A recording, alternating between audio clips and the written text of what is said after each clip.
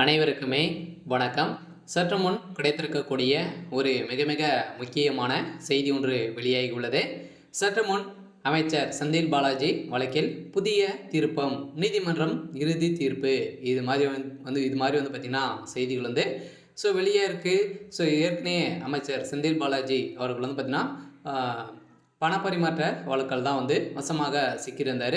ஏற்கனவே அவர் மீது பார்த்தீங்கன்னா 3000 பக்கங்கள் கொண்ட குற்றப்பத்திரிக்கை இருந்திருந்த நிலையில் மீண்டும் பார்த்தீங்கன்னா மேலும் இருக்கக்கூடிய குற்றப்பத்திரிகையில் ஒரே இதில் இணைக்க வேண்டும் அப்படின்ற மாதிரி பார்த்தீங்கன்னா தொடரப்பட்ட வழக்கின் அடிப்படையில் தான் சிறப்பு நீதிமன்றம் பார்த்தீங்கன்னா இதில் இறுதி தீர்ப்பாக வழங்கியிருக்காங்க. இந்த தீர்ப்பின் அடிப்படையில் தான் பார்த்தீங்கன்னா அவருடைய வழக்கை சேர்க்கக்கூடாது அப்படின்ற மறுப்புகள் தெரிவித்து இப்போ சிறப்பு நீதிமன்றம் உத்தரவு போட்டிருக்காங்க. அதெல்லாம் பார்த்தீங்கன்னா இப்போ செந்தில் பாலாஜி அவர்கள் பார்த்தீங்கன்னா இப்போ சிறையில் அடைக்கப்பட்டிருக்காங்க. ஏன் அப்படின்னு பார்த்தீங்கன்னா ஏற்கனவே அது சேர்த்தாங்க அப்படின்னா மீண்டும் செந்தில் பாலாஜி அவர்களுக்கு ஜாமீன் ஒடுக்கல் தான் இருக்காரு. அதே மாதிரி தான் இப்போ புதியதாக இவர் மீது நிறைய குற்றப்பத்திரிகை தாக்கல் செய்திருக்காங்க. அதெல்லாம் பார்த்தீங்கன்னா இவருடைய வழக்கில் புதிய திருப்பமாக தான் இருக்குது. இந்த திருப்பத்தின் அடிப்படையில் தான் அதிரடியாக செந்தில் பாலாஜி அவர்கள் மீண்டும் புழல் சிறையில் அடைக்கப்பட போகிறாரு. என்ன நடக்க போகுது அப்படின்றத தொடர்ந்து வீடியோவில் பார்க்கலாம்.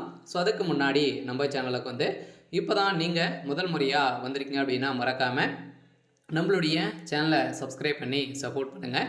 வாங்க வீடியோக்குள்ளே போகலாம்.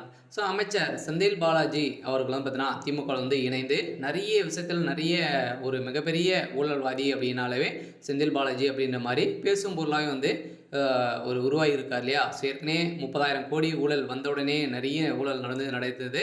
இதன் அடிப்படையில் தான் ஏற்கனவே போக்குவரத்துறை அமைச்சராக இருந்தபோது அதிமுக ஆட்சி காலத்தில் அவர் பார்த்தீங்கன்னா நிறைய பேருக்கிட்ட பண மோசடிகள் செஞ்சுருக்காரு அப்படின்ற மாதிரி வேலை வாங்கி தருவதாக வாங்கிய பணங்கள் குவிக்கப்பட்டு அதில் வசமாக சிக்கியிருந்த நிலையில் தான் அவர் ஒரு 472 நாட்களாகவே புழல் சிறையில் இருந்திருந்தார்.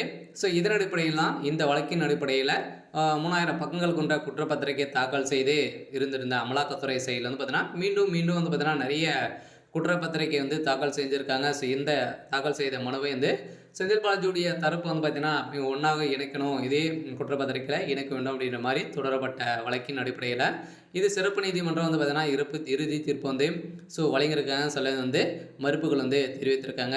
இதனால் பார்த்தீங்கன்னா செந்தில் பாலாஜி இன்னும் 2-3 நாட்களை சிறையில் அடைக்கப்படுவார் அப்படின்ற மாதிரி தான் கைது செய்யப்பட போகிறாங்க அப்படின்ற மாதிரி தகவல் வெளியாக இருக்குது. இருந்தாலுமே அவருக்கு சம்மந்தப்பட்ட 300 கோடி வீடியோ பார்த்தீங்கன்னா இடித்து தரைமட்டை ஆக்கணும் அப்படின்ற மாதிரி தான் இப்போ அமலாக்கத்துறை சைட்லேருந்து மனு தாக்கல் செஞ்சுருக்காங்க.